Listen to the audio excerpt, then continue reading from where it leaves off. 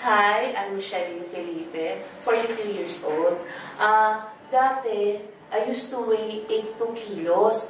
Grabe, sobrang bigat ko noon na sluggish, napakahirap kong umalis sa bahay kasi feel ko, makita ako ng mga tao, tsaka hindi ako talaga nagpipicture sa Facebook ko dahil nahiya ako kasi ang taba ko. Tapos, lagi ako nagsisearch sa internet ng mga bagong slimming pills, kasi I already tried Bangkok pills.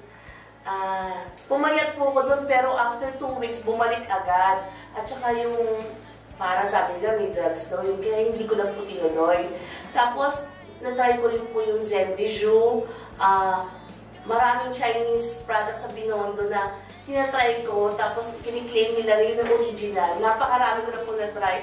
Pero eventually, natatakot po ako kasi yung kidney ko yun i-a-attack noon. Tapos, nakita ko to sa internet na no diet, no exercise. Really? Tapos sabi gano'n, no pills. Hindi talaga ako mapaniwala. Meron bang gano'n? Tapos hindi siya pills. Parang wala pa ako na-try no? So, nilike ko siya. Tapos sabi ko, pupunta ko. Itatry ko to. Tapos nalaman ko yung amount. Sabi ko, naku, worth kaya to. Sana nga mag-effect na sa akin. Kasi gustong-gusto ko lang po talagang pumayat. Tapos, October 19, nag-start ako. After only 19 days, I already lost 4 kilos. Talagang tuwan-tuwa po kasi ika-5th day ko pa lang po. Gumalaw na po yung timbakan, 3 pounds. Nagtatalo na po ako sa tuwa, akala lang ano nangyari sa akin.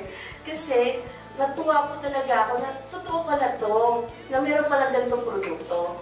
Kaya, gumaan na rin yung feeling ko, nawala na rin po yung headache ko. At saka isa pong natutuwa ako, dati pumihingal factor ako pag umakit ako sa overpass, sa train. Inis na inis ako kasi ando doon yung mga kasama ko sa taas. Nandito pa ako sa baba. Kasi teka lang, hinihingal ako. Pero ngayon na-experience ko pa, nagpunta na pa ako ng Visoria, nagpunta ako ng Quiapo. Wala akong hingal factor. Kaya, thank you, BWF. Thank you, Lang July.